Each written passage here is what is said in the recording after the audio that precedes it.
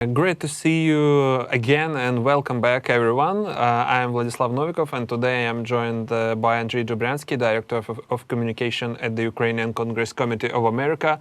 Andrij, really glad to have you with us again.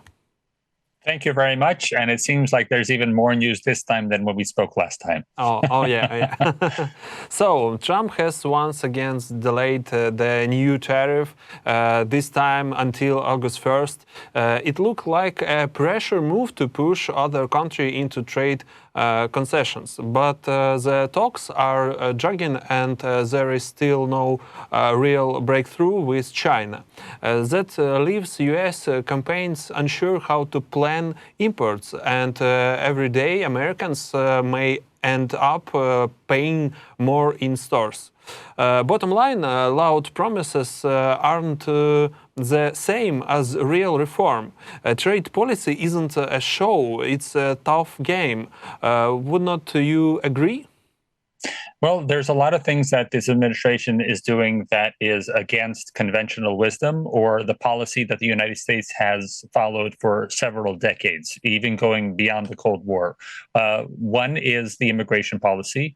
The United States is looking to deport 1 million people per year during Trump's presidency. When we've had natural disasters in this country, for instance, we had the Spanish-American flu. We know that during that time, the United States lost 0.6% of its population, and it lost 1.5% of its GDP.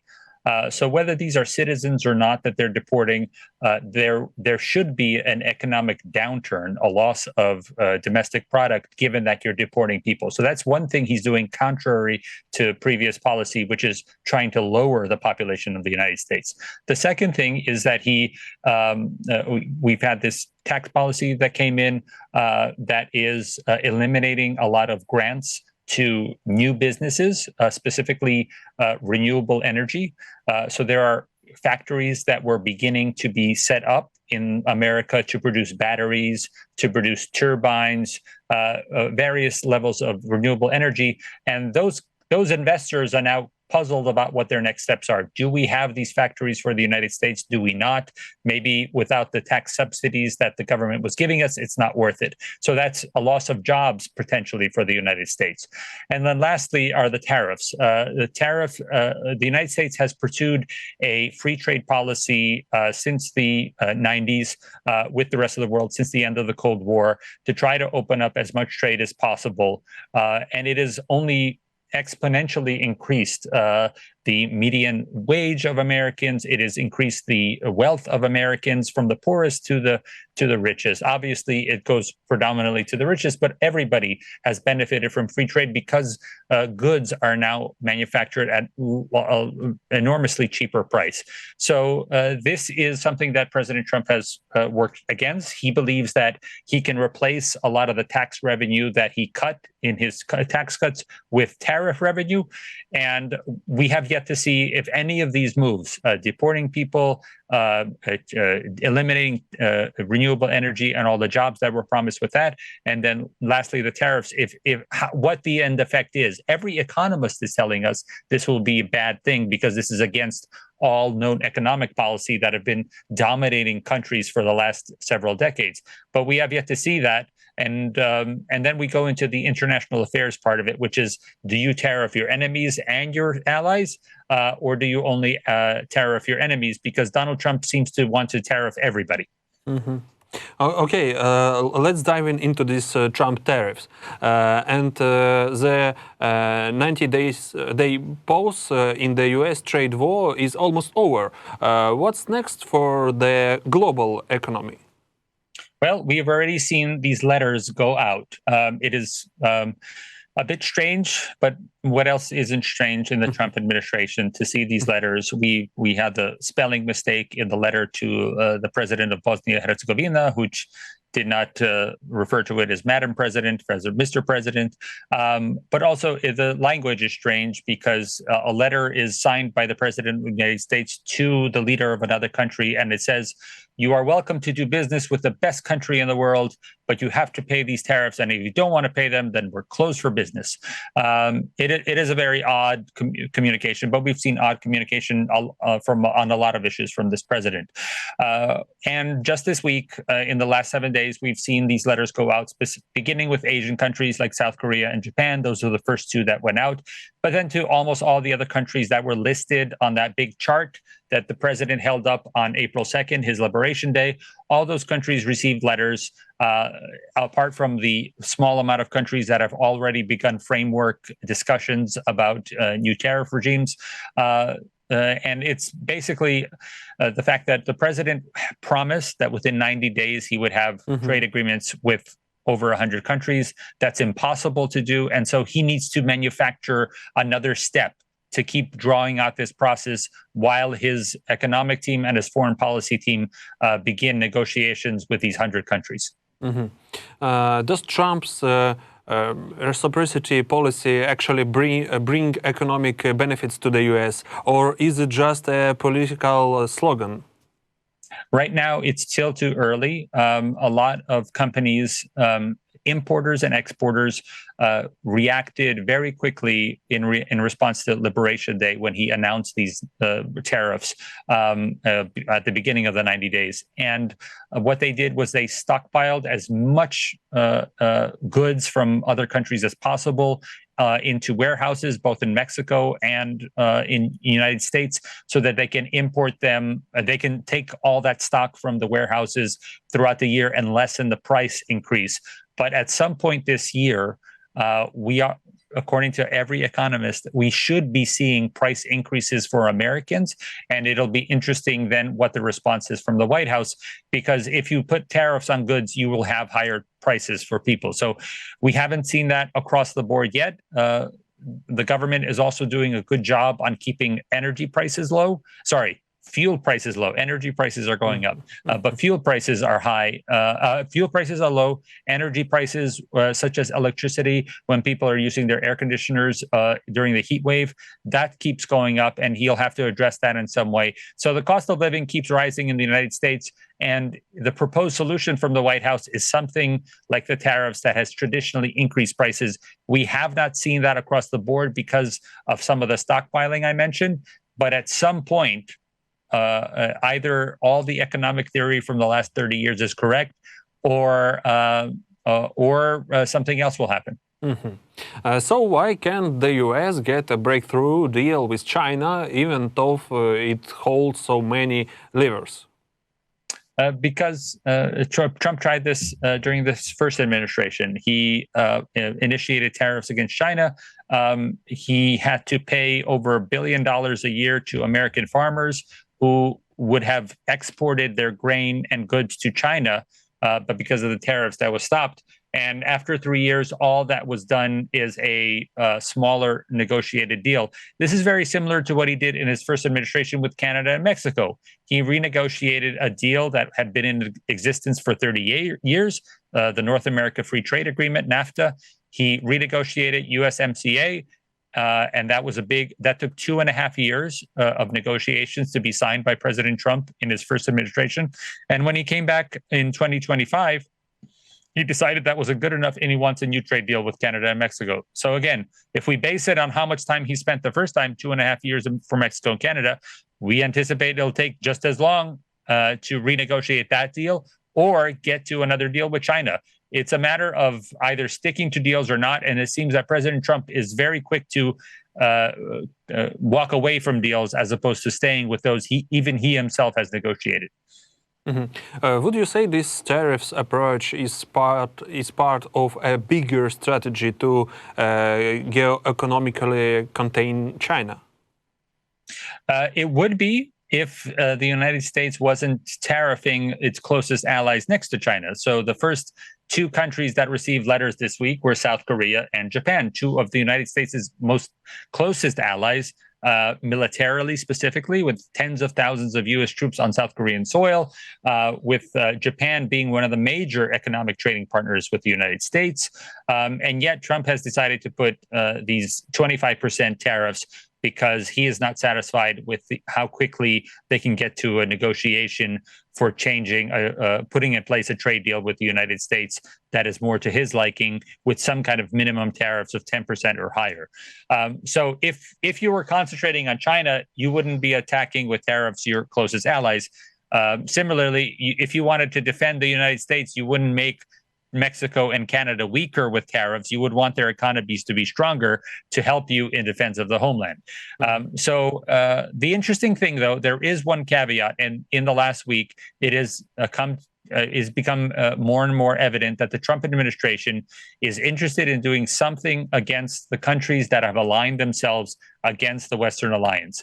And we can talk about the BRICS countries. First and foremost, the BRICS summit just finished, notably without any world leaders visiting. But the BRICS countries have been singled out by President Trump as being, quote, anti-American, and that he is interested in putting sanctions or a tariff regime on members of the BRIC countries. This is interesting because he is not specifically saying China or Russia. He's saying BRICS countries altogether, and that would be the first significant sanction that Trump has put on in either his first or second administration against Russia, which we know China is very much interested in keeping Russia as it is today. Their foreign minister said as much to Europe this week.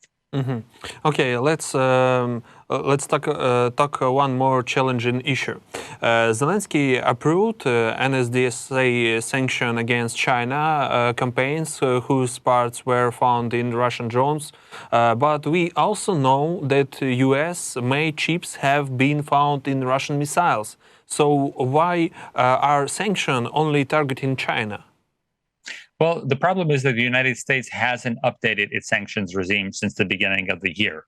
Now, this problem has been going on the entire time. We have seen U.S. ships in rockets and debris and shrapnel in Ukraine from the very beginning. Every delegation I came over to Ukraine since the beginning of the war, I had Ukrainian soldiers come up to the Americans and point out all the American companies where they were finding chips in the debris. So this is a problem that has been going on since the beginning of the war.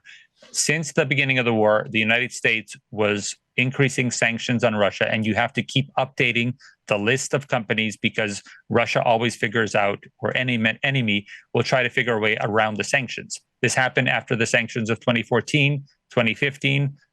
Russia's economy was able to figure out a step forward, and even with different resets of Obama and President Trump, the sanctions that we put on for the annexation of Crimea basically do not do much more than block off that particular peninsula. But in terms of the financial effect, Russia has found a way around them.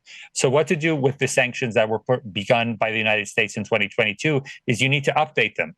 And the United States, unlike Europe, which passed the 17th package and the 18th package this year already, the United States has yet to do that. We have a piece of legislation that Senator Lindsey Graham, Senator Durbin, and others in the United States Senate, and also 50 congressmen have a bill that's the same on the House side. They've specifically identified what companies need to be targeted to eliminate some of that chip heading over to Russia, as well as how Russia is using the ghost fleet to sell gas on the black market. And this is what just needs to be done. Europe has done it 18 times already. You need to update your sanctions package. Otherwise, Russia will find a way around it. And that's the major reason that we keep finding Western goods in Russian products. Lately, Trump has started to shift his tone on aid to Ukraine. Should we take that seriously? I mean, we are talking about Trump after all.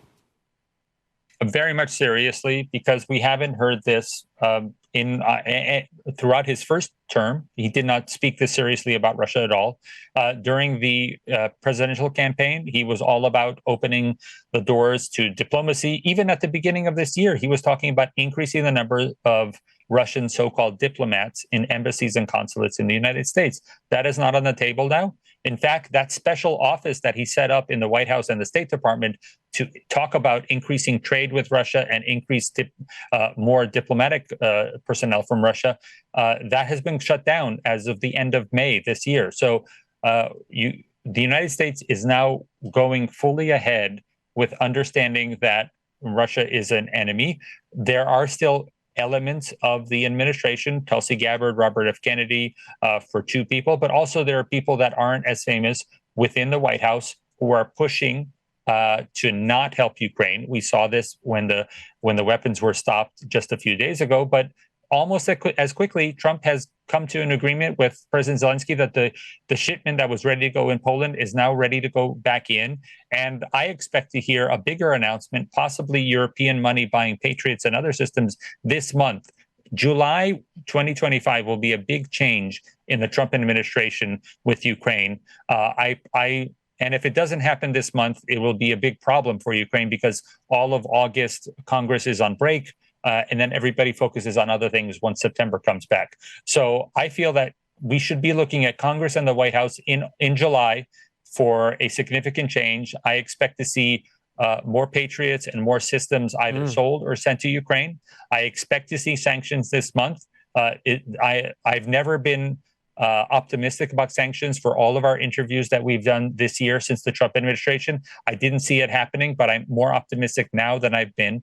And so this is the month to see a change in the United States. And it has to do with the fact that Trump feels more emboldened, confident with what he did in Iran, the dropping of bombs, the ability to tell Iran, I want you to come back to the negotiating table. Now that I've bombed you, we should have this. He wants to do something forceful, not bombing Russia, but he wants to do something forceful. And that will be arming Ukraine and instituting sanctions to force Russia to finally have that conversation about when a ceasefire is possible. Peskov claims Trump's move to send weapons to Ukraine undermines peace. But doesn't this mean Russia is officially killing the talks? Absolutely. There's nothing to go forward. We've seen Ukraine do almost everything that President Trump has asked for, and including this week, all of my interviews in Ukraine include the possibility of changing maybe the ambassador to Washington, changing the cabinet of ministers of Zelensky. I believe all of that conversation that Chief of Staff Yermak is having with the United States is the United States wants to speak with possibly new faces. Anything that Ukraine can do to make it easier for the United States to work with Ukraine, whether it's the minerals deal, whether it's the military agreement. The Ukraine is going to do everything possible, including at the beginning of March this year, saying 100% we will have a full ceasefire if that's what you want, President Trump. And all that President Putin has done is humiliate President Trump, frustrate President Trump in the personal conversations that they have. And then, as you mentioned, Peskov, Medvedev, even Russian media will make fun of Donald Trump every week, every day almost. And so there's only one response for President Trump, as we've seen in any of his conversations with other people, which is he gets angry and he wants to have a show of force. It's been more than a month since the second round of peace talks. In your view, is there still a chance for a third round, or is it just not going to happen? I believe our enemy is at a precipitous point. I've never been one to run around on the news in the United States and say that Russia is falling apart, the economy is crashing. But they are in serious problems. They have lost over 1.25 million soldiers with casualties and kills in Ukraine in this war, and their reserves are highly depleted. Without North Korean support and Chinese support, they really cannot sustain this war through the end of the year.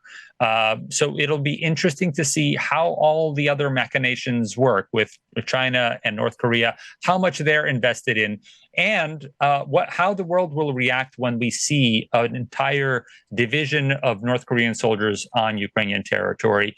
I think the only way forward for this to happen is for more Western support of Ukraine, again, showing a show of force. You don't need to bomb them like we bombed Iran, but show Russia that there's only more support coming, which is what they've tried to do, is divide Europe and the United States.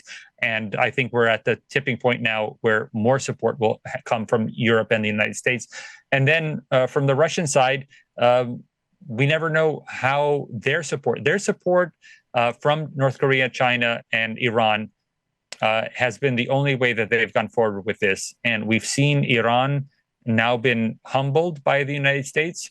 What are those negotiations with the United States? How do they impact what Iran is sending to Russia? And then we don't know what would happen in the coming months with North Korea and China that would prevent them from supporting Russia. And then what does Russia do? So it's always good that Ukraine has operated from this idea of having a coalition of the willing, and it is a broad coalition. We'll see it at the Reconstruction Conference. It's not just the countries that are sending weapons. Most of the world wants to see Ukraine succeed, and a small minority of the world is on Russia's side. And one more, Netanyahu has nominated Donald Trump for the Nobel Peace Prize. Isn't it a bit too soon? People might say it's too soon. People might say that it is interesting to nominate somebody for a peace prize when they drop the most bombs that any American military commander has done in a long time. So this is, I believe, something that we're going to see a lot of countries do. We've seen those Oval Office meetings, the bad ones, like President Zelensky in February, or the president of South Africa when he came to visit. He was also berated by President Trump. I think we're going to see more gifts, like all world leaders will have a nomination for the Peace Prize or something else. And this is something that Trump was very happy with, getting gifts in his first administration. And it may be that for the rest of this year, many more world leaders will come to visit the White House with a nomination for the Peace Prize. Thank you, Andrij. Always a pleasure to hear your thoughts. Looking forward to our next conversation. Thank you so much.